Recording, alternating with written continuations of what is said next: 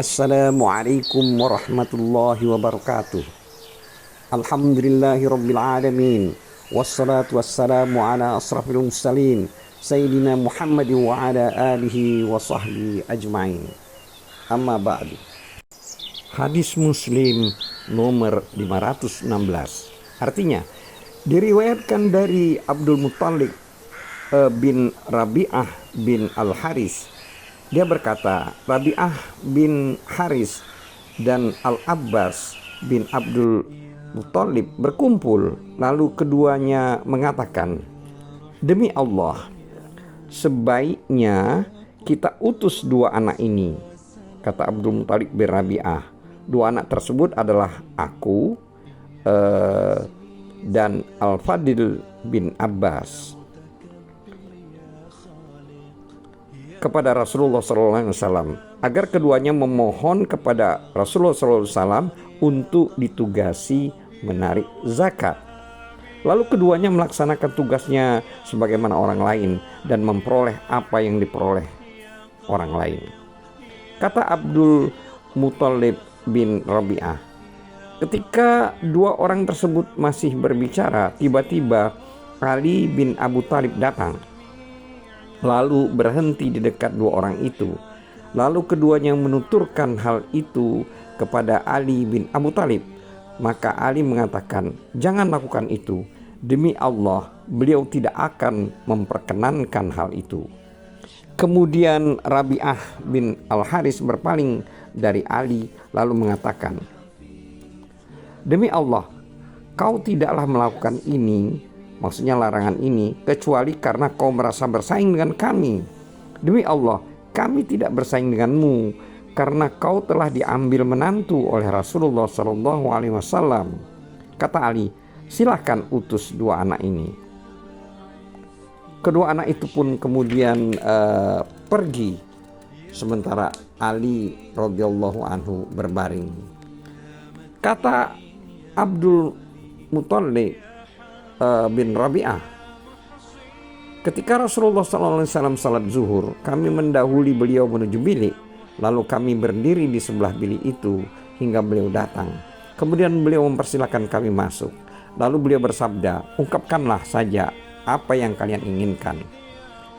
Kemudian beliau masuk dan kami pun masuk.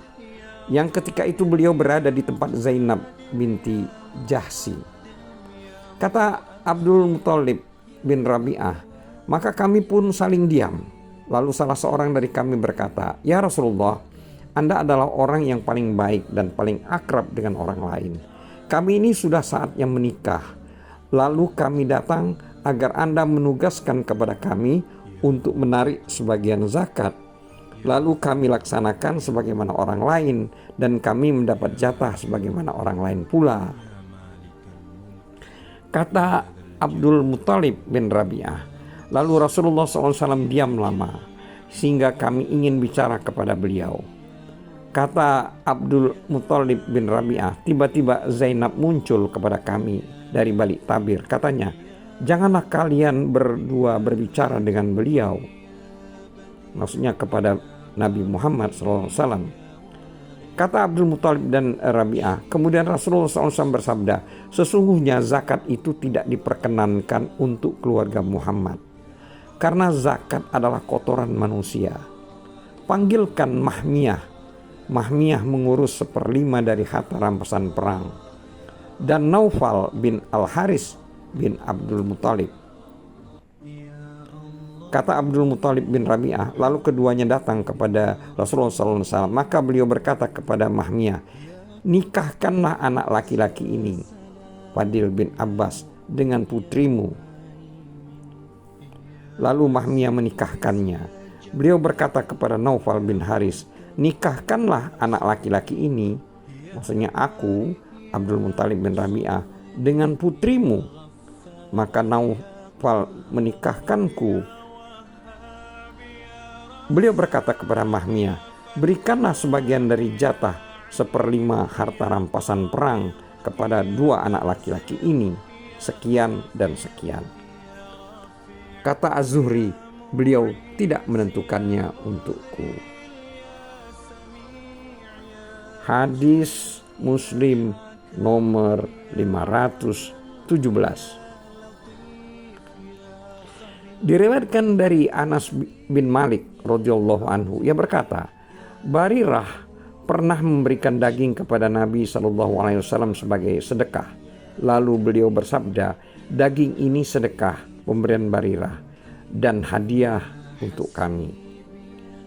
Hadis ini juga diriwayatkan oleh Al-Bukhari nomor hadis 1495. Diriwayatkan dari Ummu Atiyah radhiyallahu anhu, ia berkata, Rasulullah SAW pernah mengirimkan kepada kami kambing dari jatah zakat. Lalu aku kirimkan sebagiannya kepada Aisyah radhiyallahu anhu. Ketika Rasulullah SAW datang kepada Aisyah, beliau bertanya, apakah kau mempunyai sesuatu? Aisyah menjawab, tidak. Hanya saja Nusaibah telah mengirimkan kepada kami sebagian dari kambing yang telah Anda kirimkan kepadanya. Kata beliau, sesungguhnya kambing tersebut telah sampai ke sasarannya, yakni zakat telah diterima oleh Ummu Atiyah, sedangkan Ummu Atiyah kepada Aisyah adalah hadiah. Hadis ini juga diriwayatkan oleh Al-Bukhari nomor hadis 1494. Hadis nomor 519. Artinya, diriwayatkan dari Abu Hurairah radhiyallahu anhu bahwasanya Nabi SAW bila diberi makanan beliau menanyakannya. Apabila dijawab hadiah, beliau memakan sebagiannya. Bila dijawab zakat, maka beliau tidak memakannya. Hadis ini juga diriwayatkan oleh Al-Bukhari nomor hadis 2576. Hadis Muslim nomor 520. Artinya, diriwayatkan dari Abdullah bin Umar radhiyallahu anhu bahwasanya Rasulullah SAW telah mewajibkan zakat fitrah di bulan Ramadan kepada kaum muslimin berupa satu sya', yaitu satu gantang sama dengan 4 mud di kurma, jadi satu sya' kurma, atau satu sya' gandum atas setiap orang merdeka maupun budak, laki-laki maupun perempuan.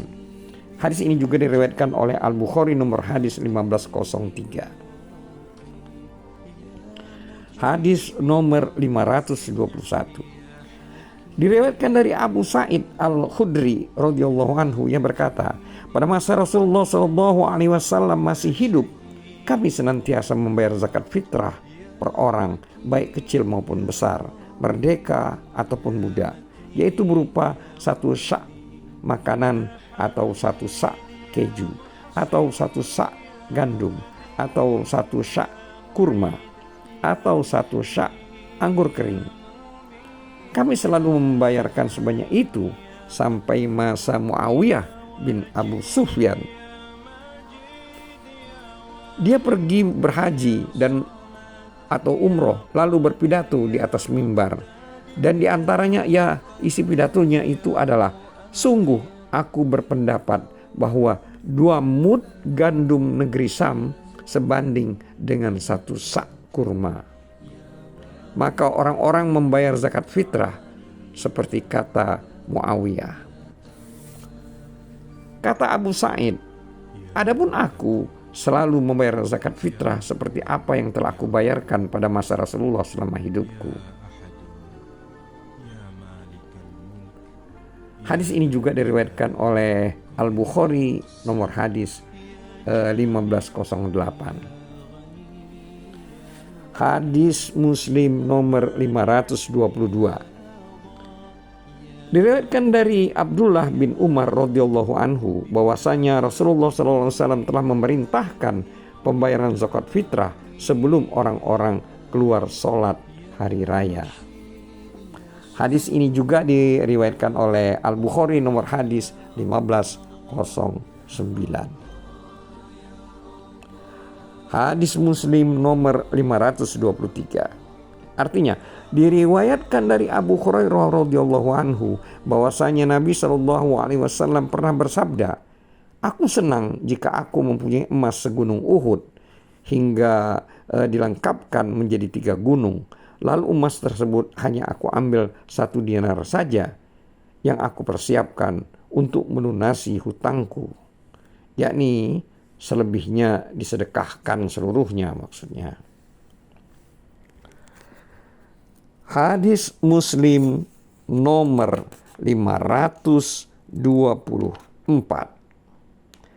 Artinya diriwayatkan dari Abdullah bin Umar radhiyallahu anhu dari Rasulullah sallallahu alaihi wasallam, beliau bersabda, "Wahai kaum wanita, bersedekahlah dan perbanyaklah istighfar, karena aku tahu kebanyakan penghuni neraka adalah wanita."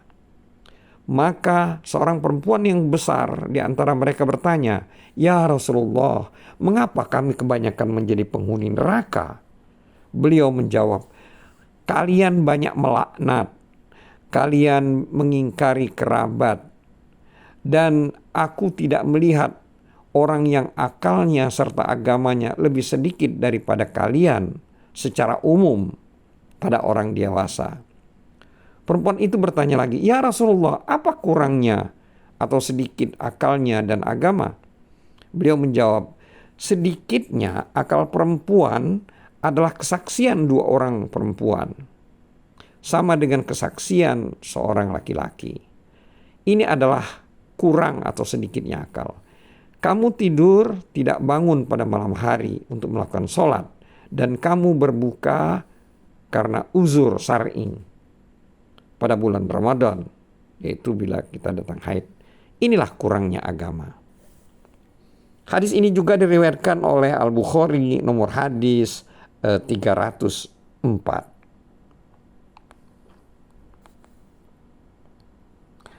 Hadis Muslim nomor 525.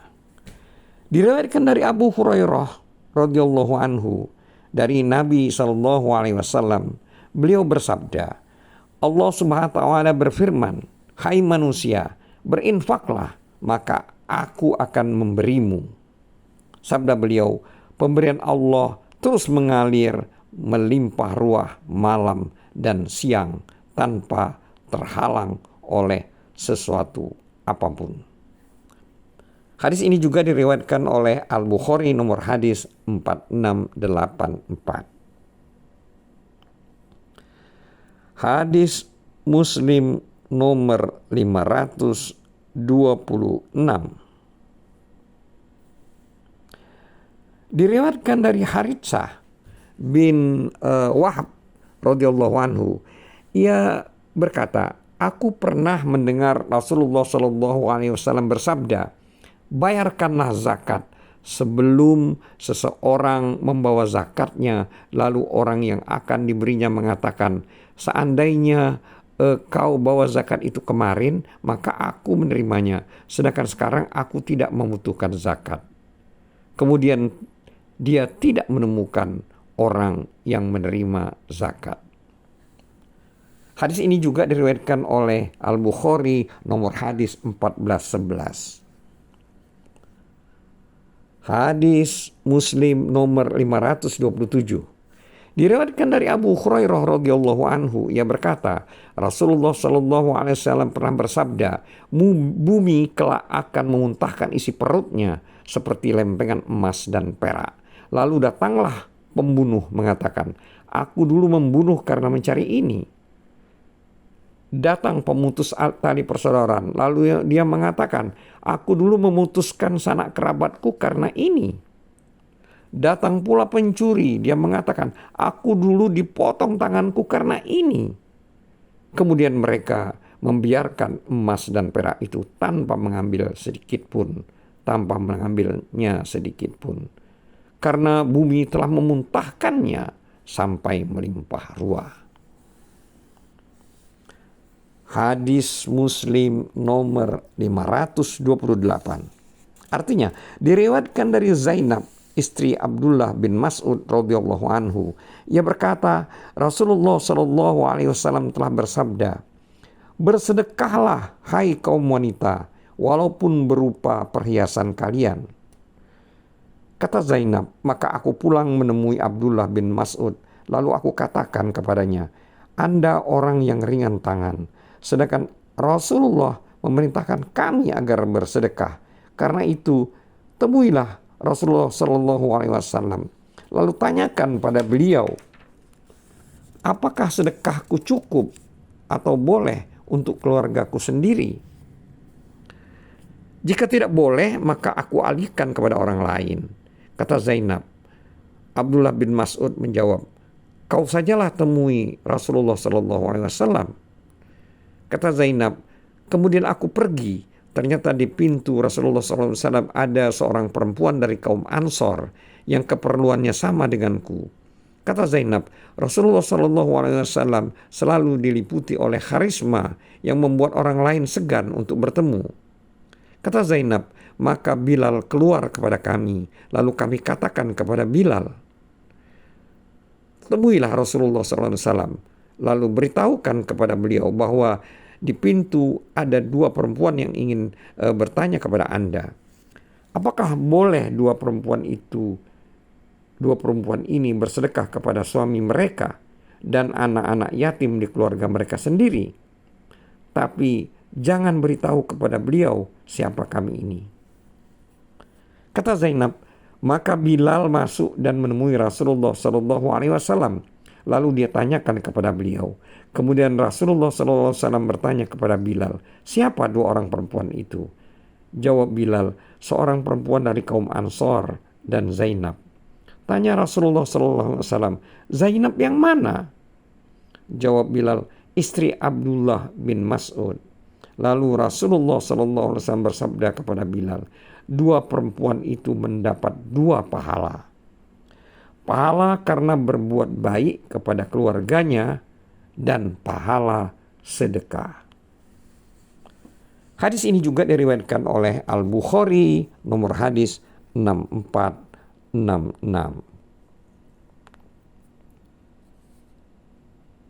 Hadis Muslim nomor 529. Artinya, diriwayatkan dari Anas bin Malik radhiyallahu anhu, ia berkata, Abu Talha adalah orang Ansor yang paling banyak hartanya, dan harta yang paling dia cintai adalah Taman Bayroha yang menghadap ke masjid Rasulullah. Rasulullah SAW pernah masuk ke taman itu dan mencium dan meminum airnya yang segar. Kata Anas, tatkala turun ayat yang artinya kau tidak akan memperoleh kebajikan hingga kau infakkan sebagian dari harta yang kau cintai. Surat Ali Imran ayat 92. Maka Abu Talha menemui Rasulullah SAW. Katanya, sesungguhnya Allah Subhanahu wa taala berfirman di dalam kitabnya yang artinya kamu tidak akan memperoleh kebajikan sehingga kamu menginfakkan sebagian harta yang kamu cintai. Sesungguhnya hartaku yang paling aku cintai adalah Taman Bayroha. Maka sekarang taman itu aku serahkan karena Allah, yang aku harapkan pahalanya dan sebagai tabungan di sisi Allah Subhanahu wa taala. Untuk itu manfaatkanlah ya Rasulullah, terserah Anda. Rasulullah SAW menjawab, wah itu harta yang paling menguntungkan. Wah itu harta yang paling menguntungkan. Aku telah mendengar apa yang kau katakan mengenai harta itu. Tapi menurutku sebaiknya harta itu kau berikan saja kepada sanak kerabatmu. Lalu Abu Talha membagikannya kepada sanak kerabatnya dan anak-anak pamannya. Hadis ini juga diriwayatkan oleh Al-Bukhari nomor hadis 1461.